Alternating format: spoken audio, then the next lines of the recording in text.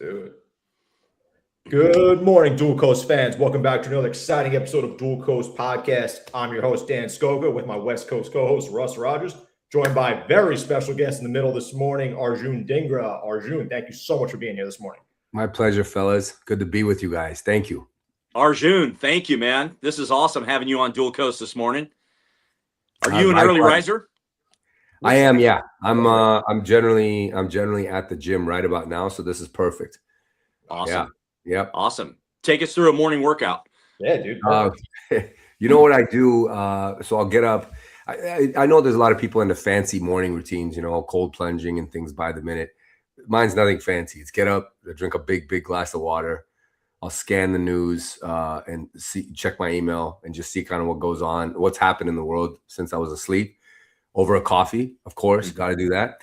And then I'm at the gym for probably an hour, which is either a taekwondo workout of some kind, hitting the boxing bag, kettlebells, or just weights. So I try and mix it up, but that's what a morning routine looks like. And then I'm on my way to the city here in San Francisco, and the rest of the day is out of my hands. We would like to say it's under our control, but not No, really. it's not. No way. Not at all. That's awesome, man. Give us a little family history of yourself, where you grew up. Give us a little family history of your family, and definitely. A little background. My parents immigrated here to the United States from India, and both got into. Well, my dad got into public administration, and he landed a job at the University of Fairbanks. And I think they in Fairbanks, Alaska, which is on no one's bingo card here today. That's where I was born. But I was born in Fairbanks, so they were there for about 6 years. Myself and my brother were born there, and then he relocated or got a job at the University of Nevada, Reno. And so we moved to Reno. My sister was born there a few years later, and we grew up there. Went to high school, college there. Especially with him working at the university, it was a great experience. And I moved out to the Bay Area about 20 years ago, where I since now live here in Sausalito, but I work in San Francisco, married now with two daughters, 7 and 3. She just turned 3. And, I got into my career while living in Reno in a frat house, which is a great story, in Reno at the University of Nevada, Reno. In about 2001, I fell into the mortgage business the way so many people did at that time, and still do, for, to be honest. No one goes looking for the mortgage industry. It just kind of finds you. And that tells you the entire state of the industry. For a guy who's 21, 22 years old to be working in the industry while living in a fraternity house, that tells you how strenuous and strict the licensing requirements were at the time. And also maybe what led to the housing crash as well. But I enjoyed it. I started helping a company out of Vegas. And then shortly thereafter, I moved to San Francisco because I wanted to get to the city after I graduated college, and personal growth for me had kind of ceased where I was at, and I wanted to be in a bigger environment. And San Francisco was only 3 hours away. So moved here and opened up an office for us at that time. And the rest has kind of been history. Rode it out through the market crash of 2008, which was a very, very interesting time. Stayed in the industry because really there was nothing else to do. And I just kind of kept treading water. But I thought and realized for a long time that housing's not going to go away. This has got to come back in some way, shape, or form. Human beings need shelter. It's never going away. So let's just kind of see what happens. And then eventually, through the regulatory environment and all the compensation reform and everything else going on, the industry became a good one to still and continue to work in. So I've stayed in it, but I've gotten involved and do so many different things through events and through media. It's how I got to meet you, Russ, and it's made the world a lot bigger. And now I'm really enjoying it. That's amazing. Awesome. I think you got to go a book route. How I started my life from Fairbanks to Reno. Yeah, dude, how many people can say that? I'm more concerned with Russ saying how many people would buy that. I don't know. I don't know how many book sales we do, but marketing standpoint. I might sell 2. I got 2 here, but that's it. We'll each buy one, and your wife. Yeah. All good. Yeah, she likes it for me. I don't know. Yeah. So you talked about working out. you get in the gym and everything, and you've got a history, 2-time world champion in Taekwondo, and co-coach USA team. So at what age, what really got you going in Taekwondo and to get to that level? Like, I mean, to be a world champion, not once, but twice, like that took, commitment. It took effort. And what really inspired you to get you, going in that direction? I got, it's a classic case of, I was an immigrant kid at a school where there wasn't any diversity at all. Like we were definitely the only Indians at our elementary school. And it's in redneck Reno at the time here in the 80s. And not that we endured anything bad. I got to say, like, I've endured probably more, I don't know, whatever you want to call it, either difficulty, challenges, generalism. I would never use the word racism, but just like people kind of assuming things. I've endured way more of that in California than I ever did in Reno, and which is ironic and interesting given the climate that we're in. But the going to school, my parents, because they went to school in very strict environments, they would send me to school really like overdressed, like V-neck sweaters and slacks and dress shirts, which is not a good look when you're in the first grade, especially in like, when it's hot, like in the fall, like, September, October. And so all I wanted to do was like fit in, and kids were playing soccer, kids were playing football. And so I made some friends, and, I wanted to play, a lot of sports during recesses and things, but I got bullied a lot. And one guy in particular was bullying me. And at the time, the original Karate Kid came out, and I watched it and I was obsessed with it. I started begging my mom, put me in a karate class, please. I'm tired of getting bullied.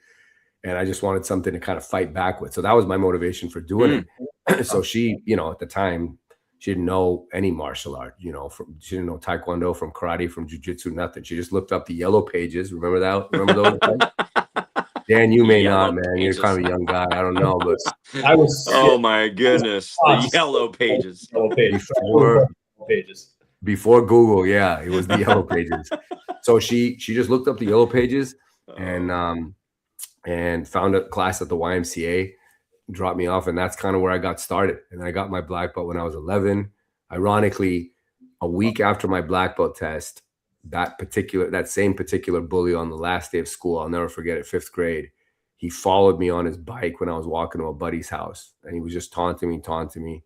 And then I didn't start it, but my friend who I was walking with to go to his house, he just said, "You know what, Arjun's just going to kick your ass right here, man." And I said, "I am." I didn't want to fight. You come up in martial arts, you're actually taught to not fight. Yeah. Taekwondo is like an art of peace. It's a Korean art of peace. Like it's actually to promote peace, well-being, and better human beings, better humanity. So I was taught, like your instructors are really hard on you. If they ever find out that you used it in a way that's inappropriate or to hurt somebody or whatever, like you could lose your black belt. They could kick you out of the school. So I was always afraid of that. So I looked at my buddy. I'm like, "Dude, are you going to do this to me right now?" He goes, "Yeah, you're going to kick his ass, man. That's it, right here. And we were on the bully's lawn. We were right in front of his house. So, long story short, I beat his ass, and that's it. He ran into his house. In peace, you did. In peace, yeah. I did this afterwards. Honestly, I mean, back in the day, back in the 80s here, 5th grade, like whatever you want to define beating someone's butt, a few punches to the head, a headlock, kick to the ribs, and the rest, and that was it. But I stuck with Taekwondo all through, even though I did other sports through high school, college. And then I take some breaks for different things, especially during football, because that's a pretty involved sport in high school. But shortly thereafter, like in 2007, they had opened up, because at that time I was a 5th degree black belt, and they had opened up a special category because around the world, more 5th degrees were hitting that level of rank at a younger age, which meant they were still in some form of athletic prime. Normally what they did was they cut competition off at the 4th degree level, because they figured most people that hit the 5th degree rank were much, much older. So, no one wanted to watch a bunch of geriatrics out there hurting themselves. So they said, "You know what, we're going to actually open it up like a special division now, fine for 5th." And I thought, you know what, how cool would it be to get to represent my country in sport? It's something you always kind of dream of as a kid, especially when you watch the Olympics, you watch this World Cup. So I went out for the national qualifier, trained really hard. I made the team, and it was in Birmingham, England. And I just put together a team of staff around me right as the market was crashing. Like the market crash here in the US was happening right around the same time. But I just immersed myself in that rather than just get into this deep, dark depression over the fact that the economy's tanking and my career is literally, eviscerating in front of me. And it was an amazing experience. And I won the gold medal in Birmingham, England. And I didn't credit it to any beginner's luck. I credited it to having the right people around me. I really put together like a dream team of trainers and even a bit of mental strengthening as well. Mm-hmm. And then I went out for it one more time in 2012. I thought, you know what? To do something once is great. If you do it twice, it's extraordinary, right? Like nobody can ever say, you had a good run, you got a lucky run, you made it through. If you do it twice, you're like, this is a state of permanence. Like I belong. That's the way I saw it. So I did it in 2012 and it didn't work out. I lost in the first round. I had the same team. I trained just as hard. I didn't take anything for granted. If anything, I trained harder. And so it wasn't for any lack of preparation. And I was at peace with the loss, but it really, didn't sit well with me. And the reason I was at peace with the loss was because I'd put in everything to it. I always have this expression, which I then carried forward as a coach for the national team, and saying like, in the moments leading up to whatever big moment you're about to go into, if you can just look yourself and ask, have I done everything? Because the last thing you want to do when you're on a flight over the pond, and those world championships in 2012 were in Canada, so it wasn't as long of a flight, but to say the last thing you ever want to do while you're on that flight, kind of thinking about things, have I done everything, is to have doubts like, oh, I should have done more. I could have done more. If you have that feeling, that's not good. And it's just, then you've left something, you've left something back there and you've shortchanged yourself in a great opportunity. But I didn't have that feeling at all. I knew when I was at peace, even going there, I said, I've literally done everything I could. Wouldn't change anything about our training camp, our preparation, the people that I had around me. I did have a lot more life happening at that time. But for whatever reason, it didn't work out. It was a very close call. It was a 3-2 decision. Could have gone the other way also. But that loss ended up being the best thing that happened to me, because I said, look, you've won one, you've lost one. There's only one way to break this tie and see, because I can either prove everyone right that, he got lucky the first time, or I can prove myself right that, no, this was a bad decision and I'm going to use it as fuel. So I went even harder after it in 2014. And they announced that those world championships were going to be in Rome, Italy. Rome is a very special place to me because years and years prior to that, I had lost my best friend to suicide.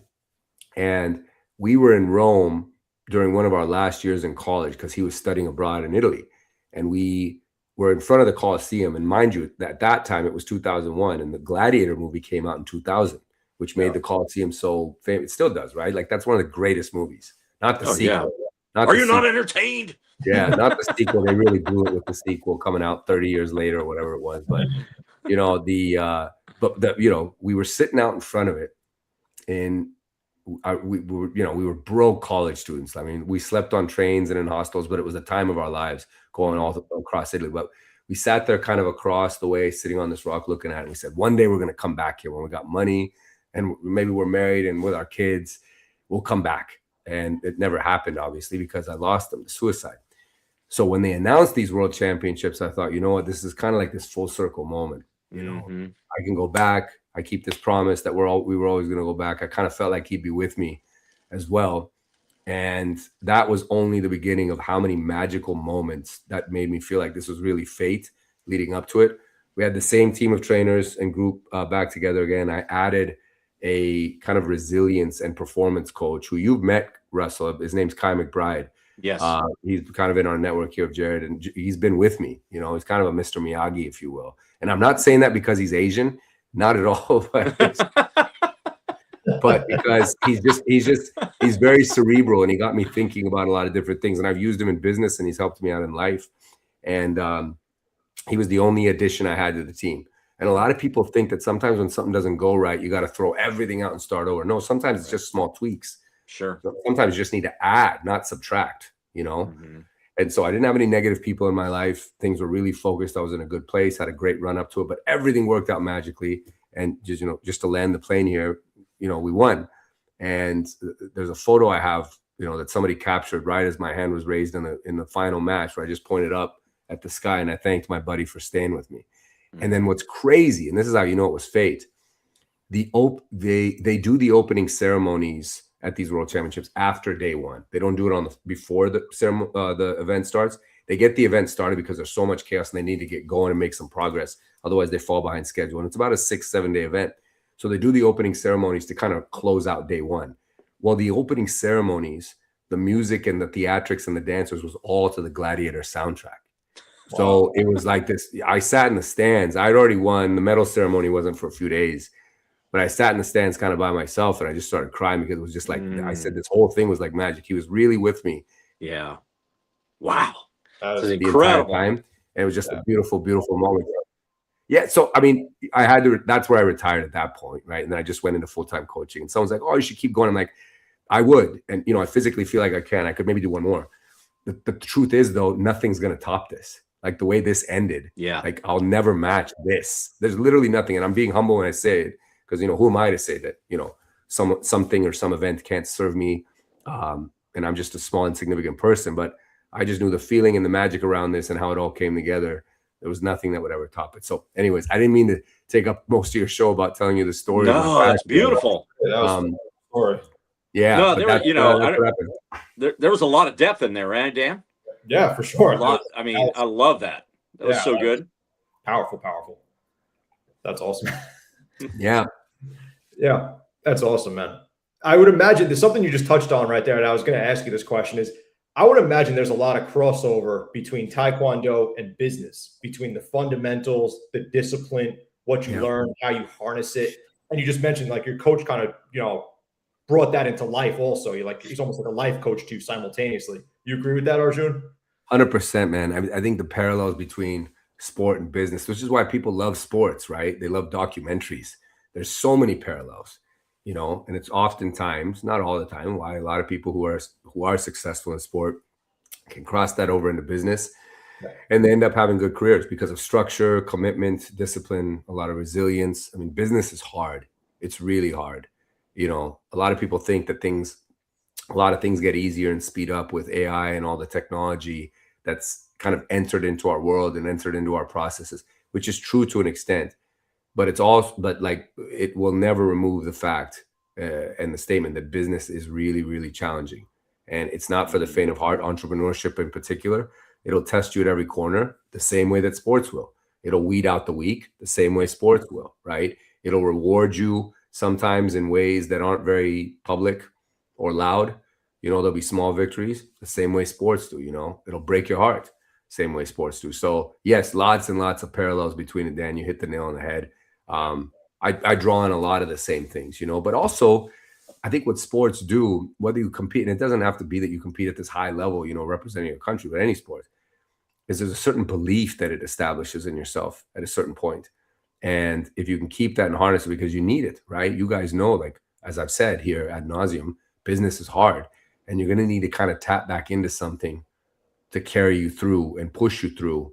And a lot of that comes from sports. Coaches pushing you, double days in football, whatever it is, you're puking through your helmet, in the heat of the sun, but you got to just keep going, whatever it is, or, in the actual gym, hitting the bag, sparring partners, going through conditioning, whatever it might be, like you have to push through. So the perseverance and the indomitable spirit definitely cross over into business. Mm-hmm.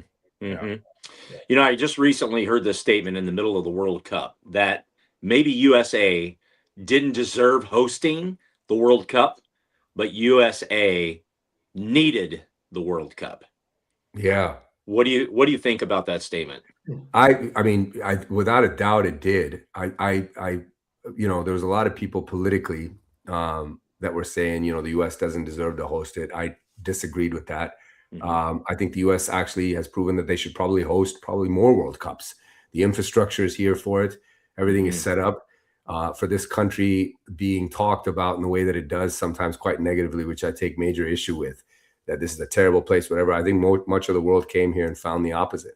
You saw people posting about how amazing this place was, how great of a time they had. It was a beautiful, beautiful. The World Cup is probably one of my most favorite things that happens It's Mhm. depressing now for days, after it's done. And I was rooting for Messi. I wanted to see him win one more. Yeah, me too. And it was really hard watching the guy cry because you could see how much it meant to him. Not because, he lost, but because it's over. There's a Yes. sense of finality that comes with these things. Guys like him, Ronaldo, even Neymar, these legends that we all grew up with that are now done, and it's like that was our childhood of watching soccer. But to answer your question there, Russ, or bring it back full circle, the US absolutely needed it, as much as people try and deny it, that this was a very, very positive impact. It was a positive impact of culture and patriotism and all of that being really infused.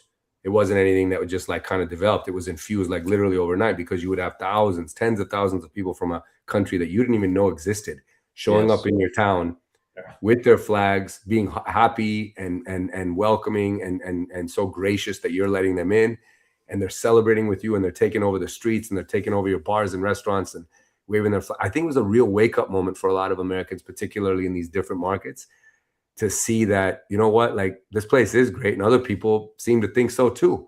And it is great. Is it an imperfect country? Sure. Last I checked, so is every other country. Yeah. It's pretty imperfect. But this place is something that's at least a beautiful place where imperfect people can do things about it. Yeah. Imperfect people can step up and do things. They can start podcasts. They can take their message to the airwaves. They can create content on their phones and take a message to other people, and they can celebrate with others, and they can protest. They can be mad. They can, they can do things that in other countries will get you jailed or even killed. You got the freedom to do it here. That to me is a pretty damn good country. And so I'm glad the US hosted it. They absolutely, in my opinion, should have hosted it. They should host more, because I think we just proved that, like, you can do it and do it on a really high level, and they've set a really high bar now. Yes. And we needed this, Russ, to answer bring it back again. I think this country really needed it, and it was a great experience. I'm gonna miss it, but it's something I won't forget. Well, hopefully at some point, and if you haven't done it already, you'll do it in the near future. Just to remind you of the World Cup is the Norway row. Yeah. Right. You got to incorporate that somewhere in life, right? You don't forget these things, right? Like, it happened. Like, it was a really cool thing. You're seeing all these fans or people of the descent and doing it on TV, and it's just, you just see how, again, sport brings people together. It's such a great way. There's literally nothing like it. There's nothing like that event. Yeah, no. I felt like it was elevated. What'd you say? They were in the middle of New York City doing the Viking row. Like, so cool. Yeah, in Times Square. Cool. I saw that. How cool is that? So really cool. Oh, that's awesome. That was great, man. That was great.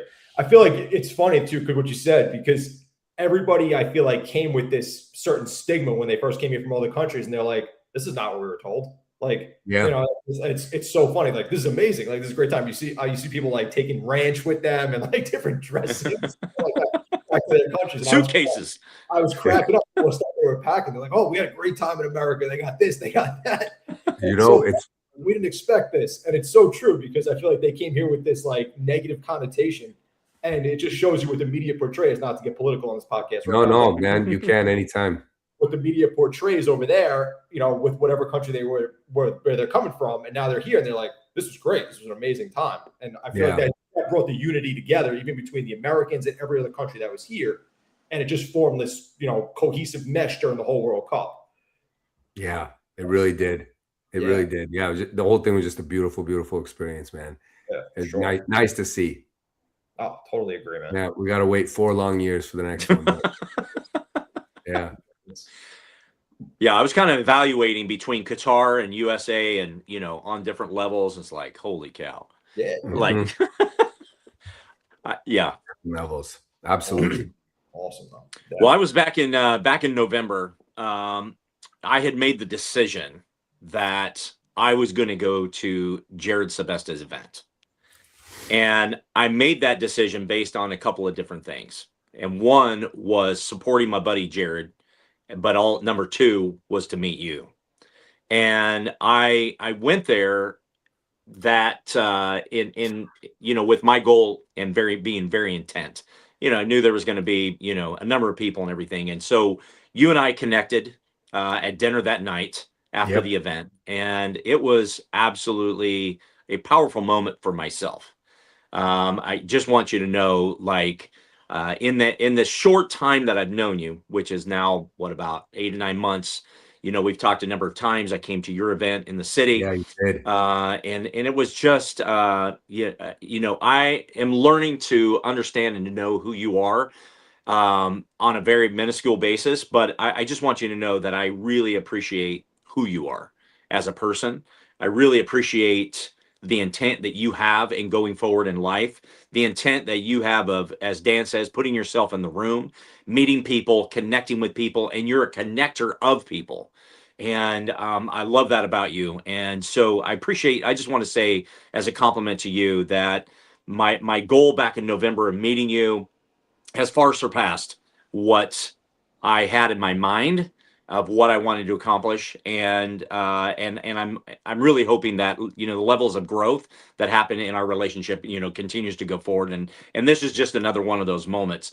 And I knew that I wanted to have you on our podcast, so thank you for coming on. But I just want to say a compliment to you, man. Thank you for Thanks, all that bud. you're doing. I appreciate stay it, bud. in contact with you as far as like following your posts and what you're doing and what you're saying, and the most important is the impact that you're making. So I just want to say a shout out to you, Arjun. Thanks, Russell. I really appreciate it, bro. Right back at you, man. It's been a privilege getting to know you, and it's only just beginning. And Dan, I look forward to getting to know you two more, especially considering I come up your way quite a bit now. Yeah, for sure. I'll definitely make sure we stay connected. But yeah, Russ, thank you, man, for the kind words. Absolutely. 100%. It's awesome. Put yourself in the room, baby. That's it. What it's all about. All that. No, you're only one room away, I say, to people. Mhm. Gotta get the room, yeah. I like that. One room away. It's true. Arjun, well, speaking of that, actually, Arjun, you post a ton on Instagram. You have great content, and you have a personal brand that you developed out of that. How important would you say personal branding is in the business world? And can somebody be great at what they do, but still get left behind because nobody knows who they are? That's exactly right. You could be the best at what you do, but if no one knows who you are, your opportunity starts to diminish, especially in this world that we're in now. I've got this quotient that I use, which is value times visibility, not plus. The reason why it's times is because if you have a zero on any side of that quotient, you've got a zero in business, right? Mm-hmm. These two things equal your opportunity quotient, right? So if you are highly visible and remotely valuable at what you do, you'll get plenty of opportunity. Same if it's the other way. But you could be the absolute best at what you do, Dan, like you said. But if nobody knows who you are, you've got a zero in terms of opportunity. Best known beats best 10 out of 10 times. I use this story all the time. And it's for, it might be a little bit early to bring this up in the morning, but we're going to do it anyways. For any of your audience or people that like vodka, if you like vodka, and if I did a secret survey asking you, what's the best vodka? I just sent it to people's phones. Like maybe it was a room of 100 people or all your listeners on this podcast. I guarantee you 85 or 90% of the respondents would say Grey Goose is the best vodka in the world. Grey Goose is not the best vodka in the world, though. Anyone who knows vodka knows that Grey Goose is actually kind of shitty vodka. Grey Goose ranks maybe fourth. You got Belvedere number one, you got Kettle One number two, in most markets, Tito's is number three, and Grey Goose sits at four. But why is it perceived by 90 or 85% of most respondents as the best? It's because of how well known it is. Mm-hmm. It's packaged beautifully. The marketing is phenomenal. It was a huge part of hip hop and pop culture, right? In the early and mid 2000s, like from 2005 to 2010, it was part of rap videos, half naked people bring it out to you in nightclubs when you order bottles. So what is not to love about Grey Goose? Like, it's the greatest thing in the world. The bottle, and those bottles are beautiful, right? They have that fake ice gloss sheen to it. So it's packaging, it's marketing, and it's just being best known. Best known beats best 10 out of 10 times. Now, if you are the best known commodity in your market for whatever you do in business or life, and you also happen to be really freaking good at what you do, you're going to be invincible, right? If you're really good at what you do and you're also highly visible, and think about some of the best brands we know that have endured generations, decades, and they're still tops. It's very good and it's highly visible. Coca-Cola is one of the best to utilize with that, right? I mean, for years, Pepsi has tried to overtake them, and there's nothing. I mean, Pepsi's a huge, it's a huge brand conglomerate, right? Nobody could say that Pepsi is by any means a failure, but if you ask the guys inside of Pepsi and they're like, dude, we'll be chasing Coke forever. You know, they're never going to overtake them, right? Because of what Coke established. Best known, highly visible, you're unbeatable. And so I think for everybody, you may not recognize it, but you have a personal brand. Your personal brand is literally your reputation. And your reputation is the sum of all that you put out into the universe. So you got one, whether you like it or not. You just have to take control of it, right? So whatever your personal brand is, and you can always adjust it, clean it up, you know, finesse it in a different direction. That's the beauty of them. You need to take control of it. You got to document things that you do. You need to talk about what it is you do. You may think that what you do or what you're into, nobody cares about. I promise you, there's an audience for everything out there. I mean, look at half the stuff that all of us scroll and look at, right? Sometimes when you get into that, like that brain rot where you're just mindlessly scrolling, like, what the hell am I looking at? And then you look at something like, this is the most mindless piece of content, and you look and see how many other people have looked at it. So I promise you, there's an audience for everything, but take control of it. It's really important, everybody, regardless of what it is you're doing, because it's now where people find you. It's where people go to learn about you, right? It's almost your review page, quote unquote. It's your Yelp review page for you, your business, your brand itself. So yeah, I think it's something that's so important now in this day and age. It's not too late for people to be doing things or taking control over it or trying to take it to the airwaves, but it's pretty much non-negotiable right now, I feel. It's really all about your social media marketing now. Like that's the mainstay of everything, because the first thing people do now, they don't try to Google you, they go to your Instagram page. It's the first thing people do. They hop on Instagram or your Facebook, really your Instagram. I want to see. Yeah. I want to see proof of content. Following your content, who's doing it, who's involved with you, who you're posting with, you know, who's collabed in all your posts and everything like that. It's the first thing people go to now. People, if I say something to Dual Coast, you know, to somebody, oh, I have a podcast. First thing they are is on Instagram. They're checking out the Instagram. First thing, and that's just kind of how it goes. Like, you know, somebody mentioned, like Russ tells me, oh, we got Arjun coming on. First thing I do, I go on Instagram too. It's the nature of everyone's business card. Look, I haven't carried a business card in about 6 years. I've stopped ordering them, and I go to events or someone's like, you got a card? I'm like, no, I'm on Instagram, you know, like tap phones or exchange contact that way. And it's your digital business card. Everything I do is out of there. You know, that inbox. I mean, there's a lot of opportunity. There's a lot of connection there. There's great relationships and friendships. Russ and I have a thread going back and forth. Dan, I'm going to have one with you here after this show. Like, it's become one of the single greatest connectors, and it's made the world so much smaller in so many ways. Right. And it's a great gift. And people just need to really recognize it and utilize it. Yeah, absolutely. You know, my baseball coach in college, I went to Cal Poly Pomona. And John Scalinas at the time was the winningest baseball coach in baseball history in collegiate sport. And one of the things that he said was the 5 most important words in life is surround yourself with good people. And he said, if you want to be a loser, hang out with losers. If you want to be successful, hang out with those who are successful. And I would love for you to comment on that, because you know, going back to in our earlier conversation, you know, talked about tweaking your team. You didn't take away, you added, but you had successful people around you. And I know that in your business right now, you have successful people that you have built your company around. So when you surround yourself with people, what does that do for us in life? It's everything, right? I mean, like people tell you, just to add on to your story there, Russ, you know, you're the sum of the 5 people that you hang out with. You show me your friends, I'll show you your future. I mean, it's the absolute truth. And that's something that, you know, you'll notice if you get around enough successful people and you talk to them or interview them or whatever, you'll kind of notice there's a common denominator amongst all of them. There's a common thread. And I would say one of those threads is, without a doubt, it's the company they keep.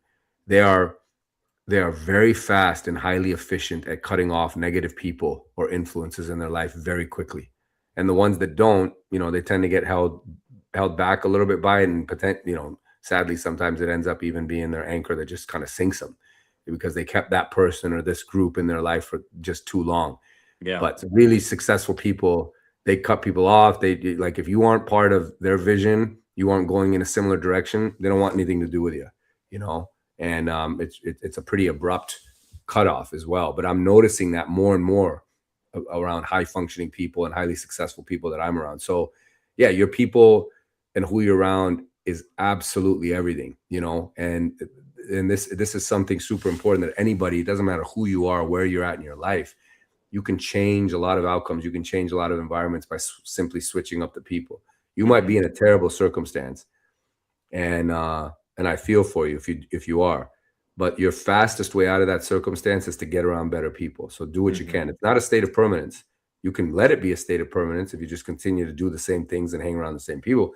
But if you get around some better people, as hard as that may be, just do it. Just try your best and do it. You'll start to see some change. You'll start to feel some, you know, layers of skin kind of shedding, and you'll start to see yourself differently and see different opportunity, open up your eyes to other things. And before you know it, your life will start to change. So people are everything. People are the greatest hack to anything. Sometimes we feel like, oh, I've got to get this new tool, that shiny new object. And we're in a world right now where everything is being advertised to you to sell you a solution to a problem that you didn't even know you had. You know, that's why we're subscribed to so many things. That do is just you think, shit, I didn't even have that problem, but I've been paying for this thing for 8 months. You know, and trust me, I'm one of those people. I've signed up for a few things. Like, yeah, I need this. And I did I really? But you know, at the end of the day, like if you use people around you, people are your greatest hack to everything. You can hack your way to all kinds of levels of success, getting into different rooms by utilizing people. That's the greatest gift that all of us have, and or all of us have access to. So put yourself around better people, use people around you, leverage them, and you'll see like the world of opportunities start to get pretty big. Yeah. Who in your life right now is elevating you? You know, it's a lot of people. Jared, I would say, is absolutely one of them. Russ, one of our good mutual friends. You know how you and I met. Jared's, I think, one of these incredible people that's not of this earth. I tell him that sometimes. I don't think he's of this earth. He was sent here to do something pretty special and pretty big. And I'm really grateful that I crossed paths with him through Craig also. You know, it was a Craig event in New York. That's how we met. And Craig's a great guy. You know, I wish I got to spend more time with him and was around him to get to talk to him more regularly, but Craig's an incredible person. But Jared is without a doubt one of those people. My dad's always been that guy also in my life. His health is not so good now, so I'm trying to value the time I do get with him. And even though our conversations are not as substantive, but the memories are still there. And he taught me really so much about people. I watched him as this magnetic, kind of charismatic guy that would always make people feel seen. And it's something that had a profound effect on me from when I was a young age. I saw him in his work environments with other university administrators and other vice presidents. I'd see that he always put out his hand and shook people's hands and looked them in the eye and said hello to them. He gave people hugs. There was a story of a lady who was a janitor in his building, and we as kids would spend a lot of time in his office. You know, you go to work with dad sometimes, you get dropped off there because mom's doing something, and then he would bring us home. So we got to know his staff, but there was a lady, she was a very sweet lady, much older than everyone else. And she was kind of the janitor. She tidied up all the offices in this long, old, historic building there on campus. And my dad was always nice to her, and she knew all three of us as kids. But as I got older, and even when I was going to school there at the university, I'd come back and see him sometimes on a break. I'd pop into his office and say hi as a, 18, 19, 20-year-old. So I was still going there. So she watched me grow up, and I saw her all the way up until the point that she retired and then, sadly, eventually passed away. But she pulled me aside one day and she says, your dad is my favorite guy here because he's the only one who treats me like a real human being. She's the janitor, but she was the sweetest old lady, but everyone else was so dismissive of her. And I never lost the feeling of that, what that comment or that statement was that she made. Human beings want to be seen. They want to be heard. They want to be acknowledged.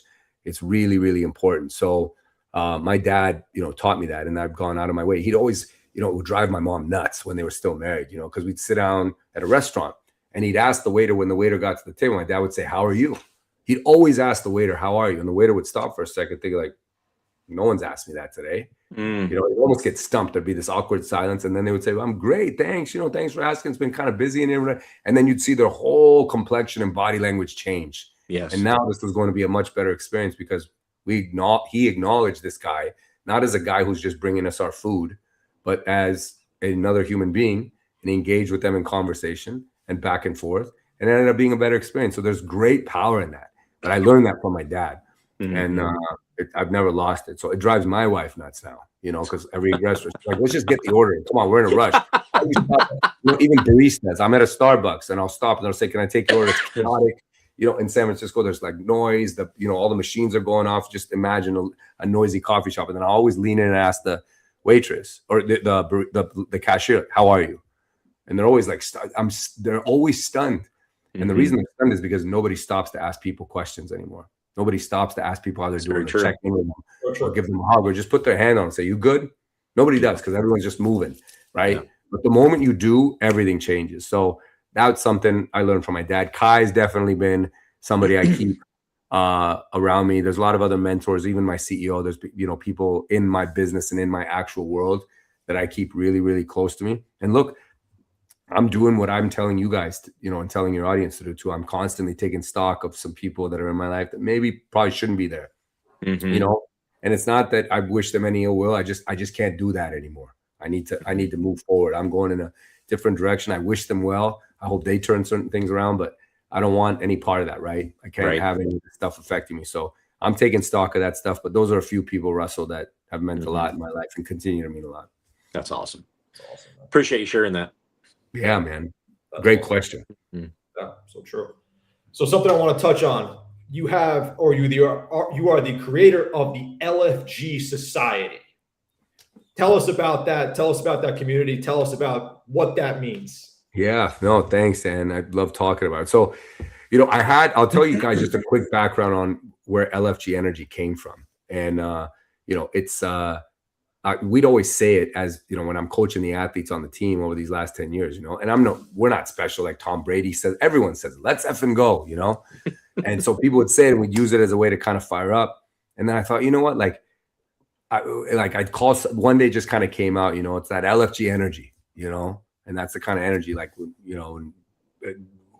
just something you harness and use.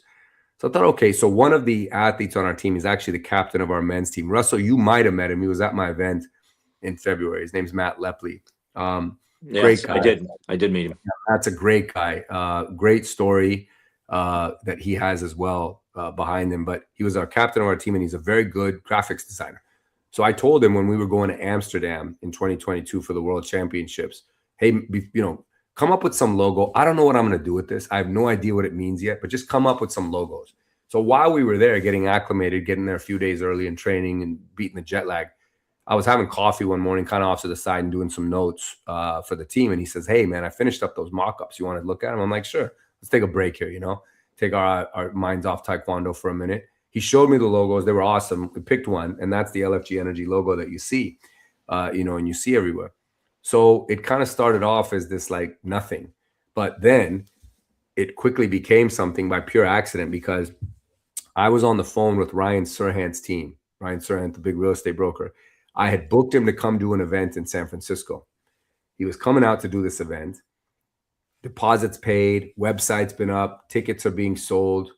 I'm bringing in this big celebrity into San Francisco to do a big event.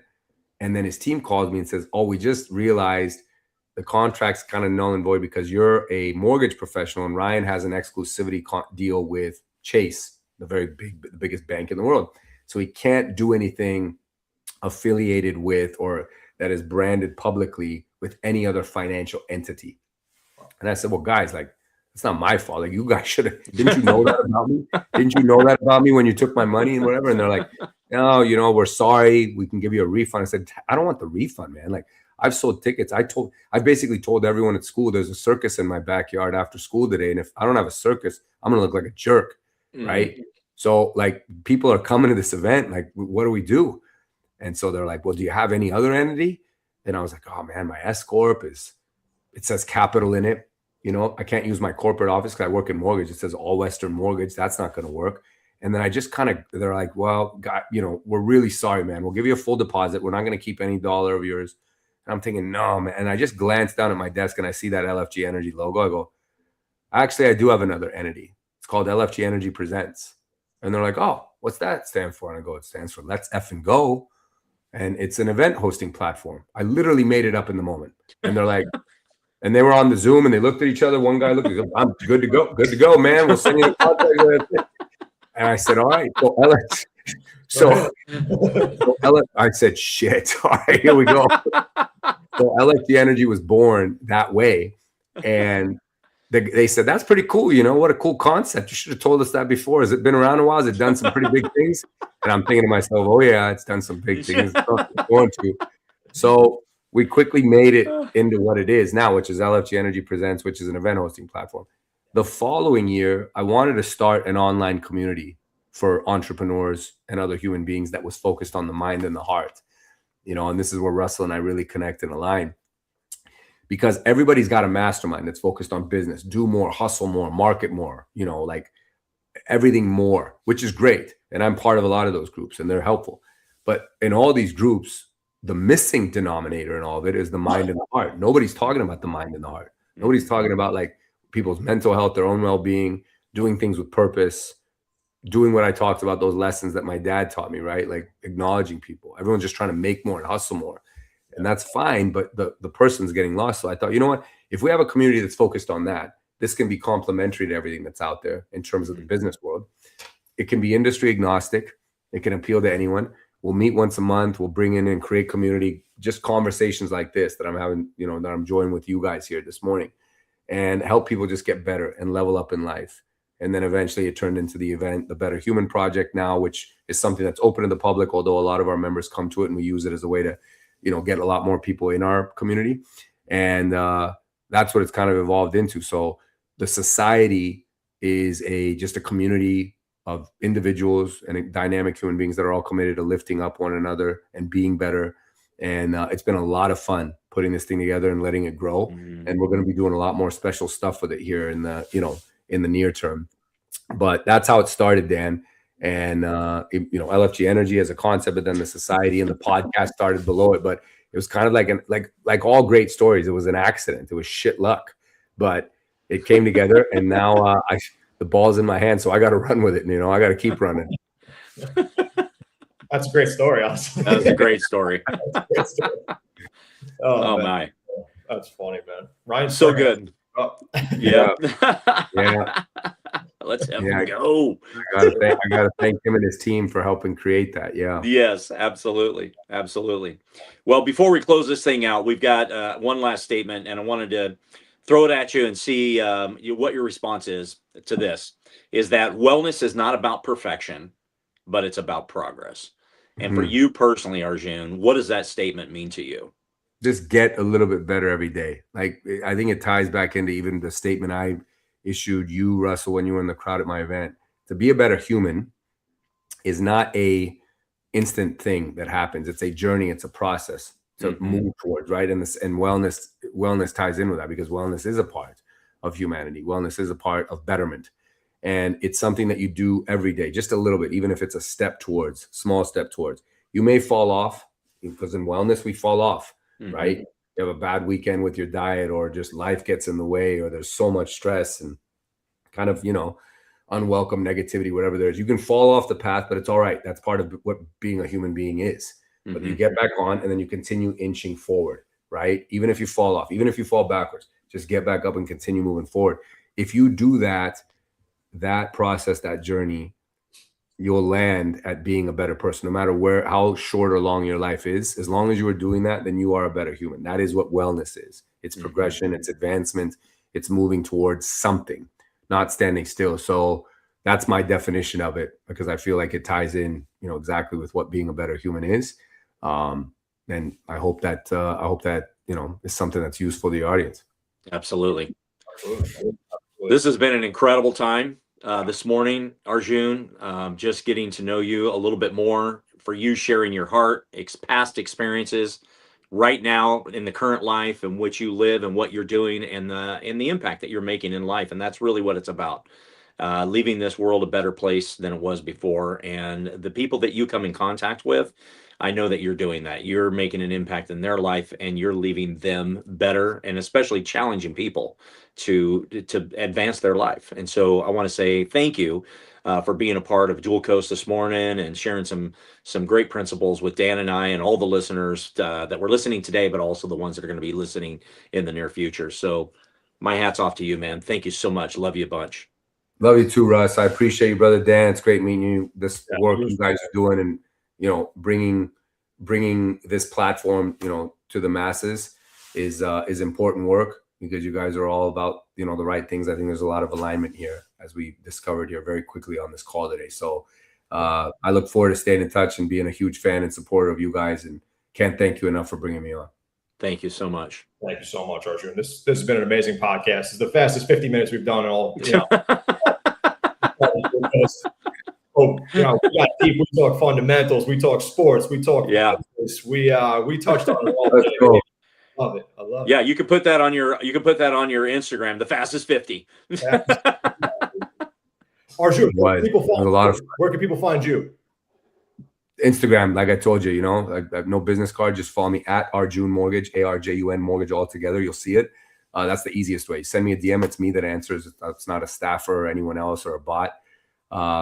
Yeah, send me a note. Let me know. And I love to connect and help people in any way I can and serve. So I look forward to staying in touch. That's awesome. We'll go lift some kettlebells, man. I will. Awesome podcast today. Thank you so much, buddy. Thank you so much for joining us today. This has been an amazing time. Guys, please check out Dual Coast Podcast on all those social media handles. Please check out Arjun on Arjun Mortgage on his Instagram page. Hit him up for all your mortgage needs. We'll see everybody next week. Thank you all so much for listening, and signing off. Thank you again. Thanks, buddy.